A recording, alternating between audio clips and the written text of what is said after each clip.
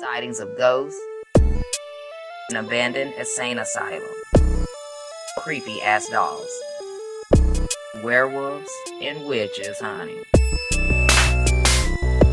Do not obey. Stay woke. Nobody's gonna stop me. This is real. Do not obey. Stay woke. Scary as hell.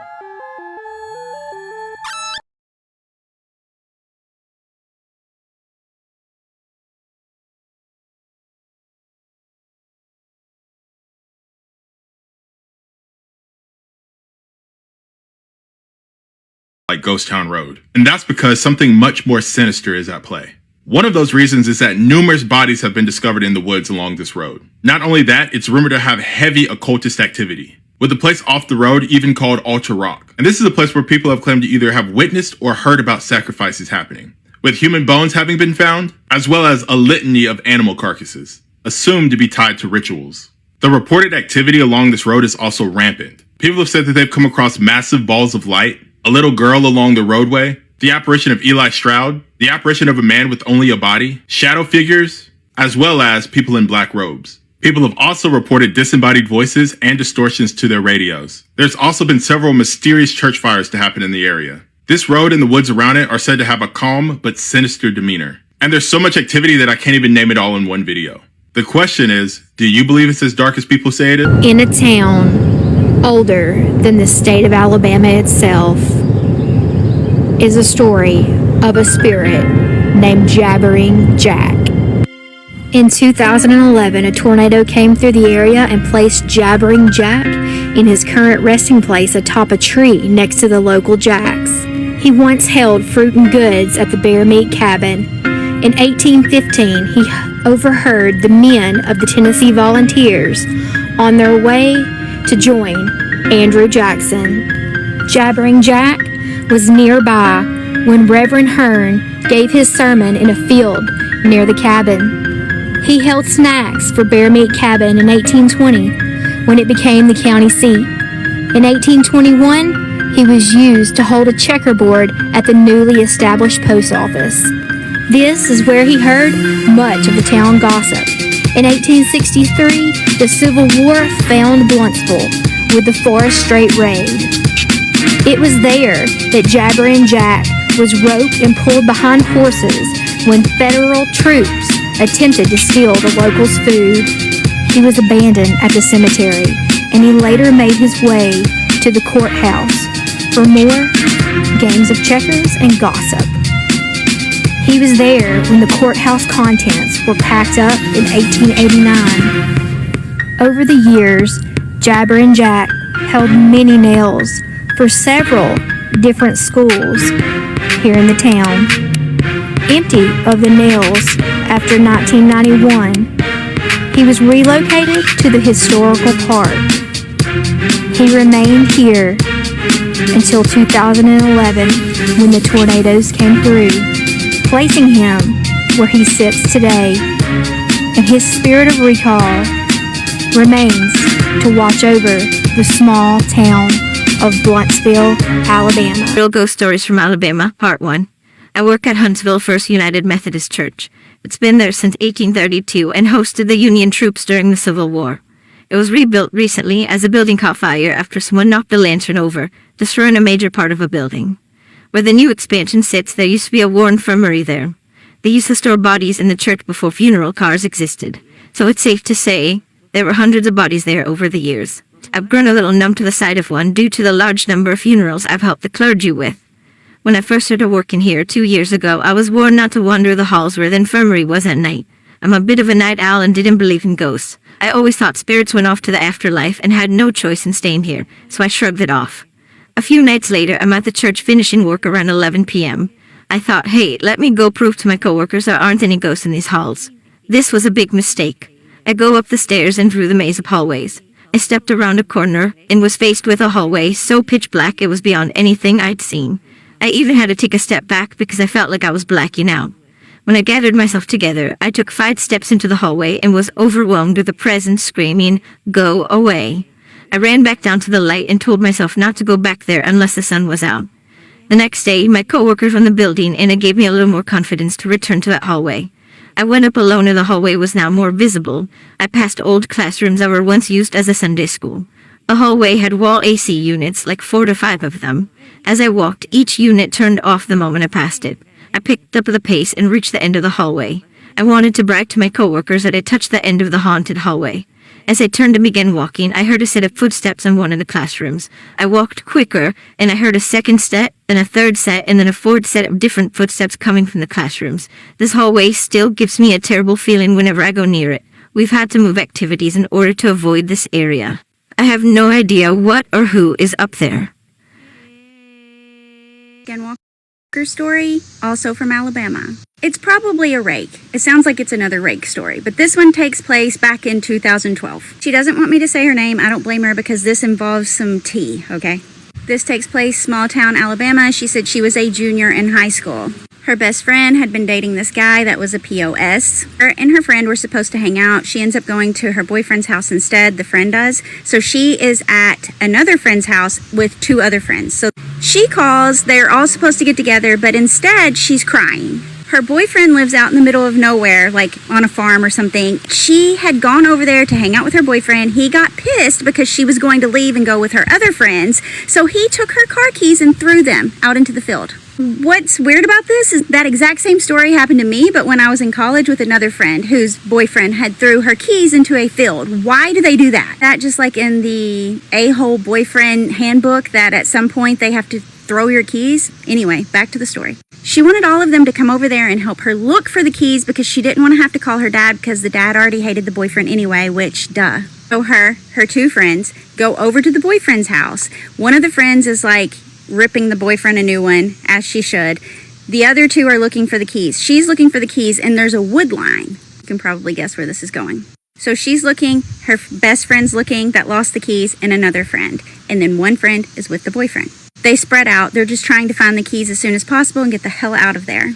She hears something in the wood line. She immediately thinks deer, dog, something, right? So she's still looking. They're just frantically trying to find it. She said the entire time the other friend is cussing the boyfriend out in the background.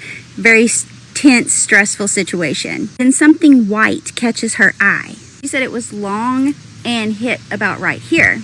She said she didn't know why, but something told her, go look and see. Go see what that is. I'm like, girl, do you not ever watch any scary movies? Why are you going in? But she said she didn't know why. She just starts heading towards the woods.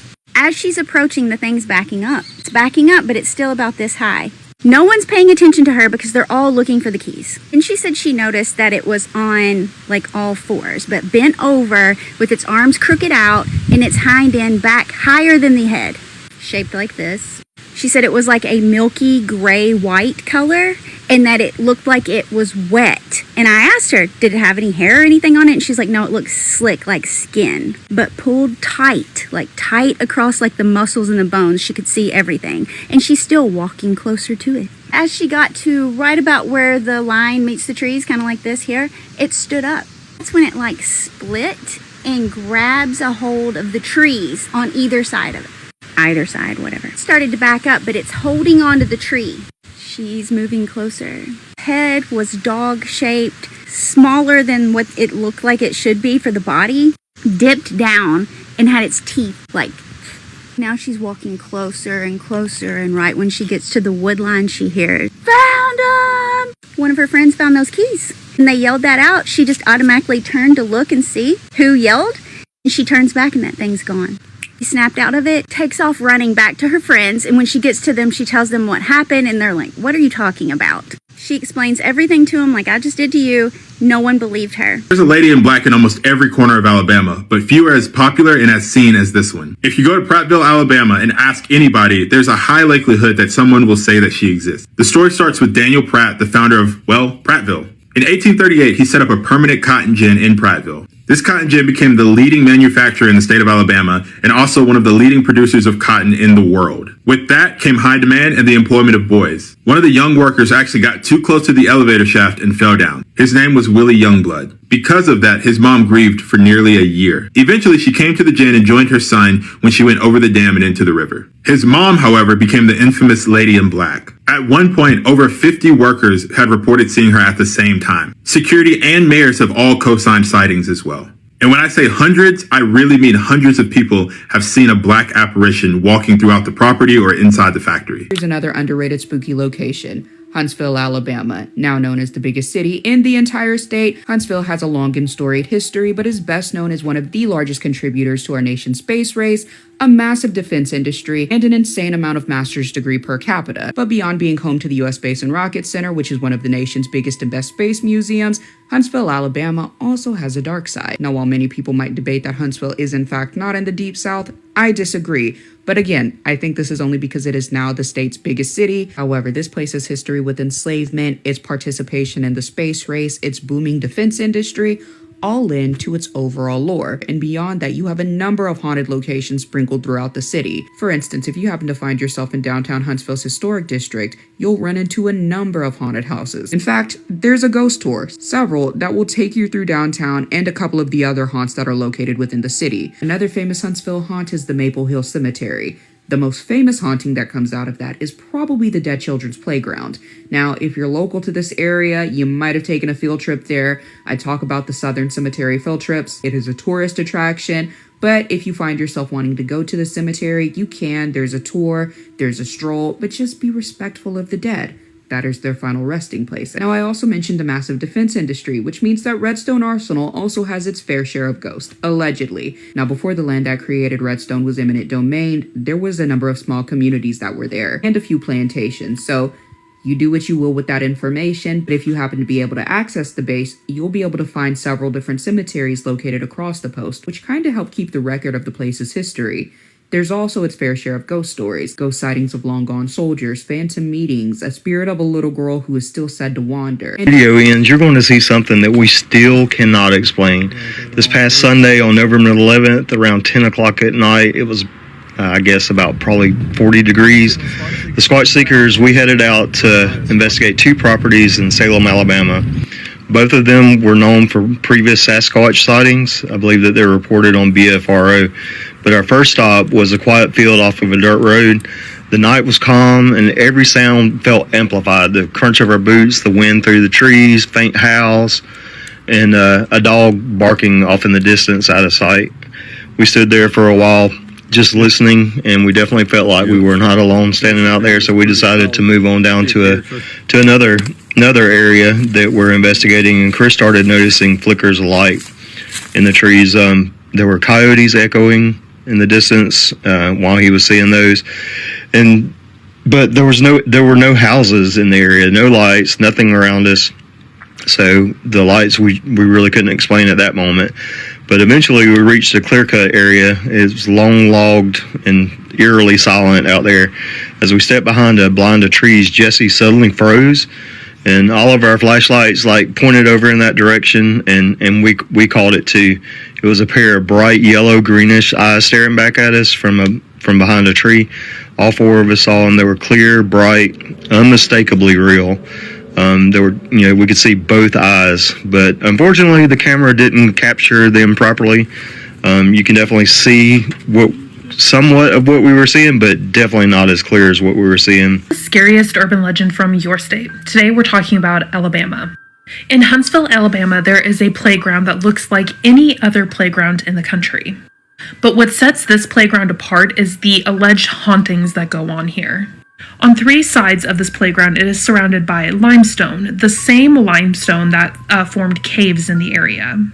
And that kind of gives it this creepy feeling. But it's not just the limestone that surrounds it, it is also really close to the historic Maple Hill Cemetery. Local teens and many people in the area allegedly refer to this as the Dead Children's Playground. And according to legend, the reason that this area is so filled with paranormal activity is because of the 1918 Spanish flu pandemic. Many people believe that a lot of children lost their lives and are buried in that cemetery that's close to this playground. The Spanish flu killed about 50 million people worldwide.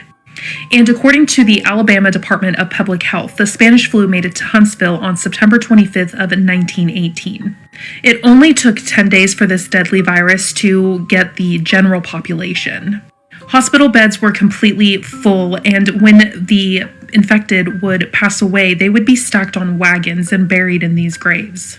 There doesn't seem to be public record of exactly how many people in Huntsville died to the Spanish flu or how many children exactly died in the Spanish flu, but it is believed that there are several buried in the cemetery that's close to this playground.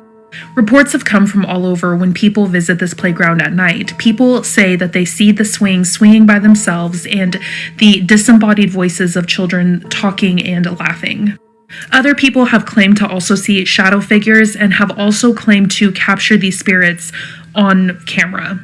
There are even more legends surrounding this playground. Like, some believe that in the early 1900s, there were several children that went missing and their bodies were found near the playground later. Some people believe that this was the work of a serial killer, and some people think that this could be much more sinister. But what are your thoughts? Story time, or this might be more under things that go bump in the night. So, they say that dolls are a vessel for the dead, and this one involves a doll.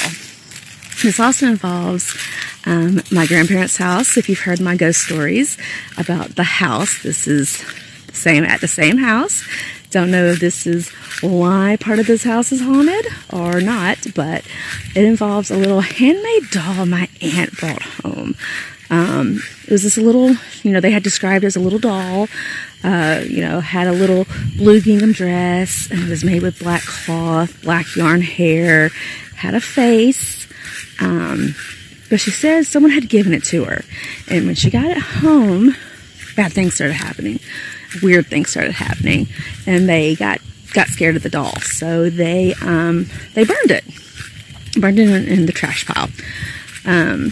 Fast forward 20-something years later, my grandfather gets put in a nursing home at 99. He lives to be 104, and I'm at the house cleaning his bedroom, and I'm in the closet, and there's a bunch of stuff on the floor in the closet, and I'm picking them up, and I pick up a box, and there's a doll, and it sounds like the doll, it looks like the doll everyone had always described.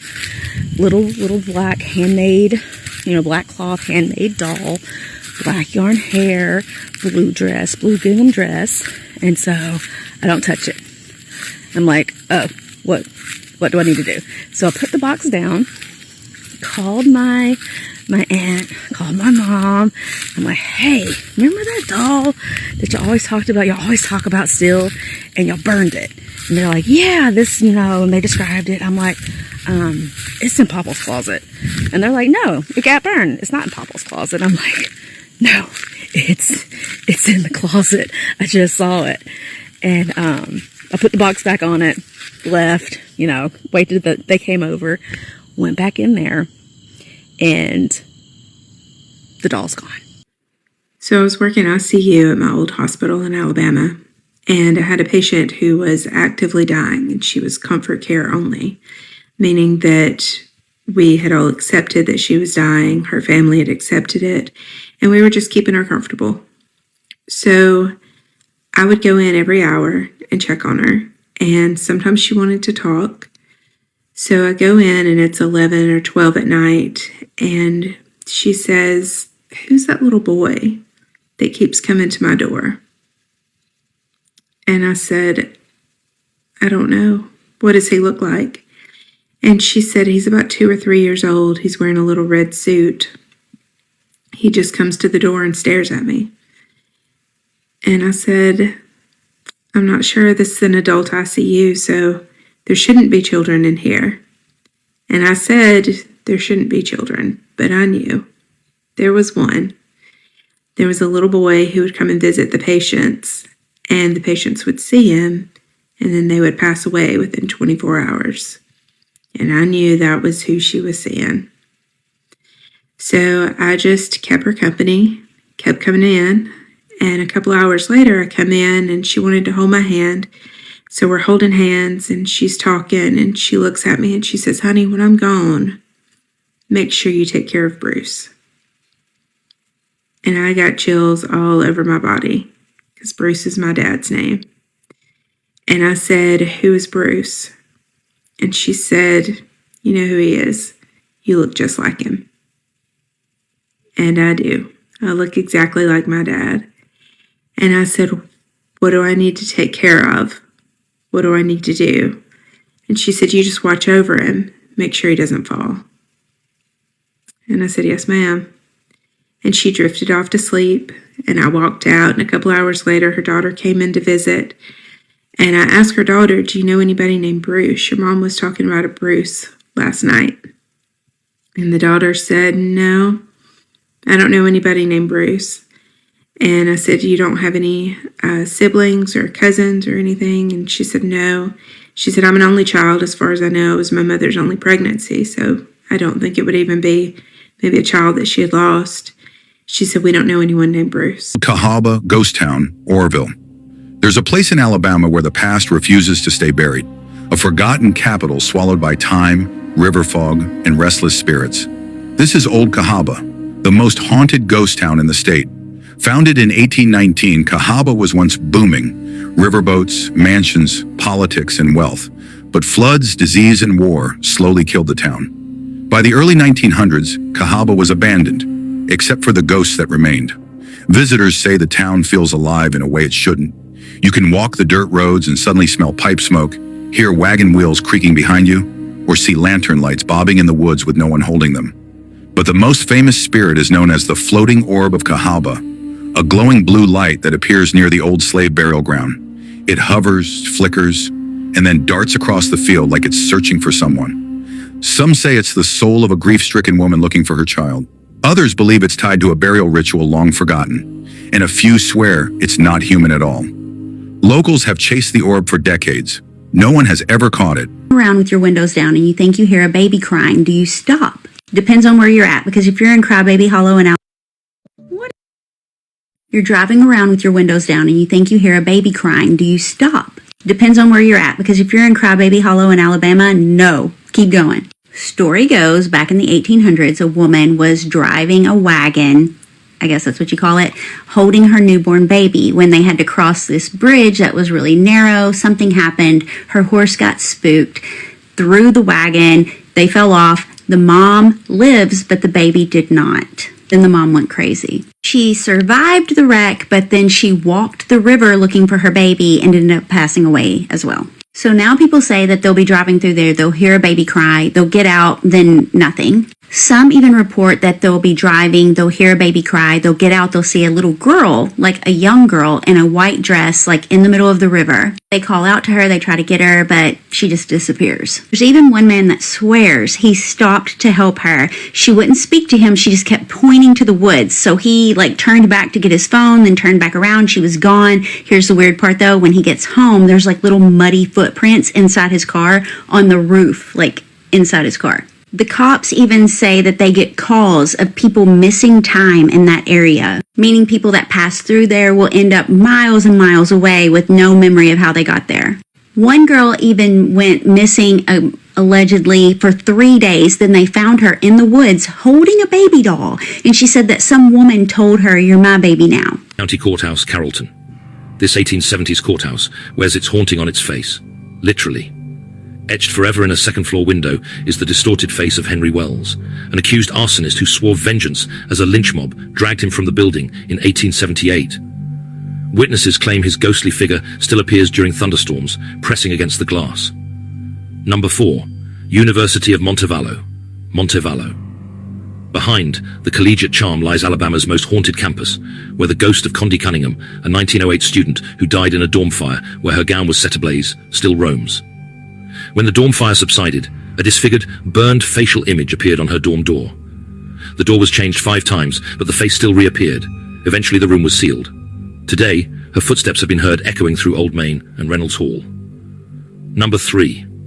The Drish House, Tuscaloosa. Sarah Drish's 1867 death began the legend, but the real horror lives in the details. When workers removed the staircase in 1925, they found dozens of human teeth embedded between the treads. Today, visitors report phantom piano music and the smell of burning flesh near the cupola. What is going on in Alabama? I posted a video about this girl that had sent me this thing about seeing this white-looking cryptid creature on the road. Then I got another email about another girl that saw this cryptid thing that looked like a white rake skinwalker thing back in the 90s. Then my comment section was like, no, that's the Alabama white thing with an A. At first I was like, okay, you guys are just trolling me, like you're being mean, making fun of me or whatever. But no, so I looked it up today. There is an Alabama white thing. Okay, we just got here to High Hill Church, and you can see it is pitch dark around here. So yeah, that's how dark it is. Turn it back on. So we're gonna go in and do a little investigating, and yeah, creepy. Like I said before, they do not use this church anymore. It is abandoned, but stories state there is a ghost bride and groom that haunt the property. They got married behind their families' backs, and when they come out of the church after their ceremony, their family basically gunned them down. That's the story. Don't know how true it is. Cemetery over here. In the most unassuming parts of Alabama lie woods that are just as haunted as the buildings. One of these is the Bartram Trail in Tuskegee's National Forest. For a good period of time, there were, let's say, worshipers of a certain type that practiced in a house on the property. In the 90s, local police eventually cleared out the house, but the paranormal never left. And to this day, hikers still see strange shadows lurking through the woods, as well as strange sounds and strange voices. Down the road is the Blue Mountain Shelter at Mount Cheaha in Delta, Alabama. At the moderate level Pinote Trail, this is where hikers stop to get rest. This is a 3-sided trail shelter where people hear scratching on the side of the building when nobody or no animal is there. This is also where people report seeing shadows lurk all the time throughout the night. There are shadow people here is literally etched on the side of the building. There's no real story here, it's just weird. Here we are today checking out this beautiful old plantation house built in 1855. Got some interesting history, let's check it out. Down here in Alabama.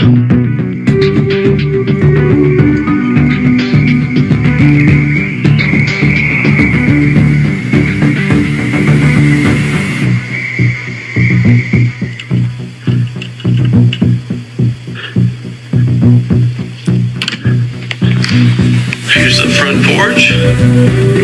Wow.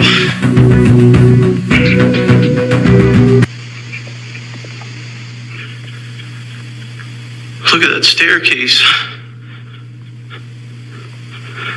Look at these doorways. Man, I'm not sure which way to go first.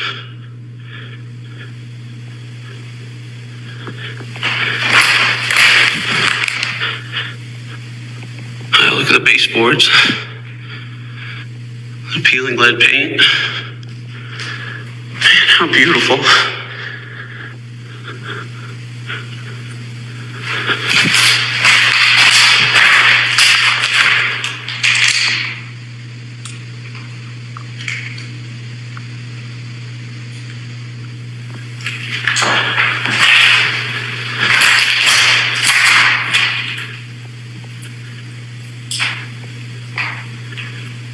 Although this is beautiful land and what looks like may have been a beautiful home, what I feel inside is a lot of sadness and violence and fear. And I'm not feeling like this was a safe space or that there was connection or community. I'm feeling some spirits still moving through the space that I'm absolutely going to try and move over, that are struggling. They're stuck because suffering went on for a long time, and they are having a hard time letting go of that. A woman in particular, she's standing at the top of the stairs, feels like a housekeeper. I'm seeing her like screaming and crying. Something at the top of the stairs, like something happened. Child was lost, removed. You know, there's a town in Alabama that completely disappeared off the map and almost nobody remembers it. Follow Sweet Home Alabama 520 and comment if you've heard this story before. The town was called Braxton, a quiet little place that shouldn't have had a dramatic story at all. But ask anyone old enough to remember and they'll give you the same answer. Something happened there, something catastrophic. Some say it started with a fire. Others say it was an accident at the mill. But the version locals whisper, that's the one people don't like to talk about. They say there was an explosion, big enough that the ground shook and windows shattered in towns miles away. An explosion so powerful, the people who survived packed up whatever they had left and never returned. The strangest part?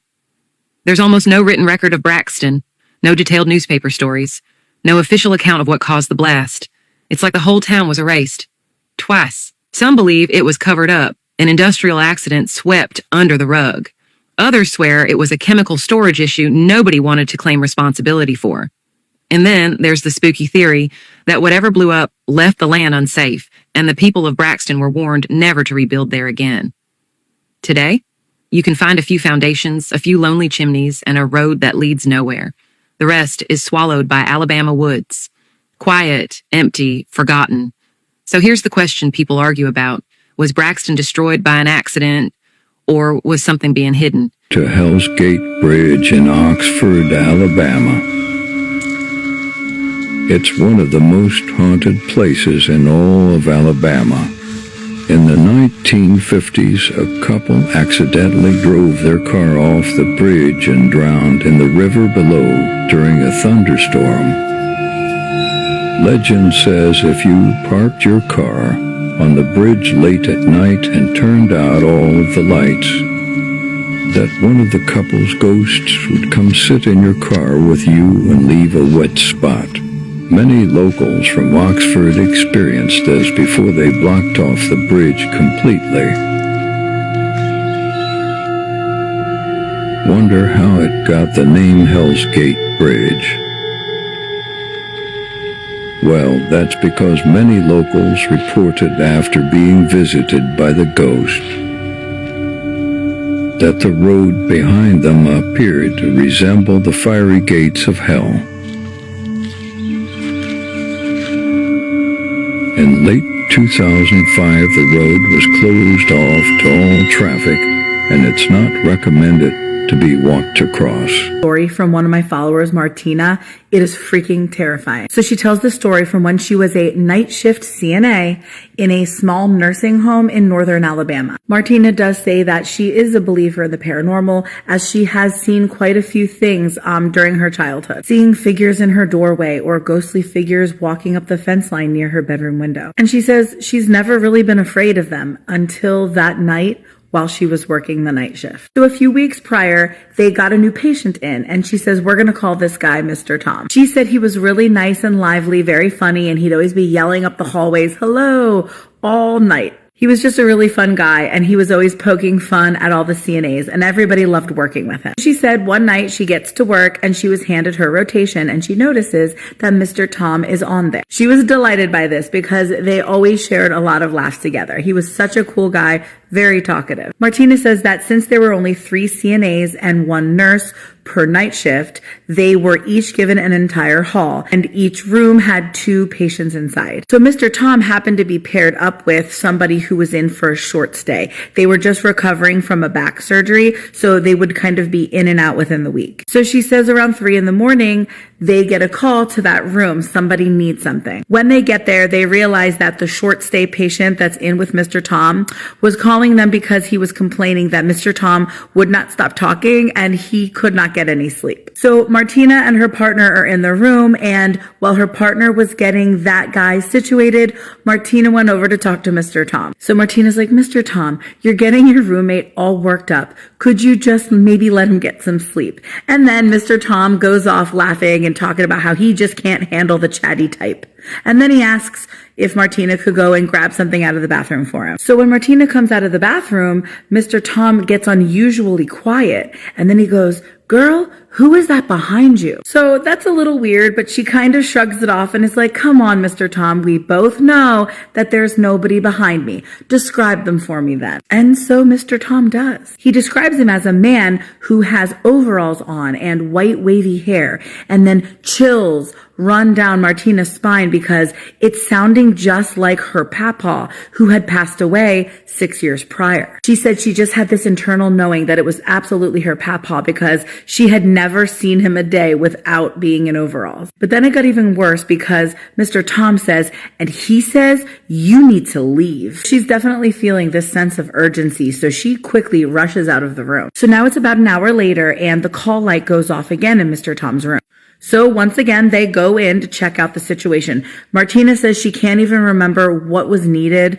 Something had to be done. There were a few machines rolled in to check on something. And then as they were rolling the machines out and it was just down to Martina and Mr. Tom again, she noticed that now he is really quiet again. Definitely not himself. So she bends down and she gets level with Mr. Tom and she's like, "Mr. Tom, are you okay?" "Okay, guys." And then he says, "I need to be quiet so I don't alarm the man." So she's like, "What man?" And he's like, "The one behind you." And then she goes, "The one who looks like my papa?" And he goes, "No, a different one, a darker one." I don't like that. But she shrugs it off and she says, "Okay, well, good night, Mr. Tom." And then she turns around and in front of her stands this very tall, black, human-shaped figure that was as tall as the freaking ceiling. She said this thing was so dark and absent of light that she could not even see past it to see the brightly lit hallway behind it. Every hair stood up on her body and she just knew that she had to get out of that room. And guys, oh my God, I have chills everywhere. She ran through it. She also says she quit that night. You know, as one would. But she says it didn't stay at the nursing home. Guys, she says she believes it followed her. And it just keeps getting worse. She says that continuously, sometimes late at night, she feels something cold and dark lie down next to her in bed. Dark side of Alabama history. This Alabama forest is known for its waterfalls, but there may be something more sinister hiding among the trees. Legend has it, the ghost of Aunt Jenny still roams the Bankhead National Forest. In the 1800s, her and her husband lived in the area running an inn and tavern. It was said that they were secretly helping Union soldiers and were marked as traitors by the Confederate Home Guard. The guard ambushed their home and took the life of her husband and one of her sons. So Aunt Jenny took justice into her own hands. Her and her other sons tracked down 7 of the 8 guardsmen and got their revenge. It was even rumored that she kept one of their skulls as a soap dish. Locals say that her spirit still haunts these woods. Hikers report seeing a woman in old-fashioned clothes, hearing voices echo through the trees, and even seeing mysterious balls of green light. Some claim that she appears near her old homestead site, still guarding her land. So when the sun sets in Bankhead National Forest, just remember, you may not be walking alone.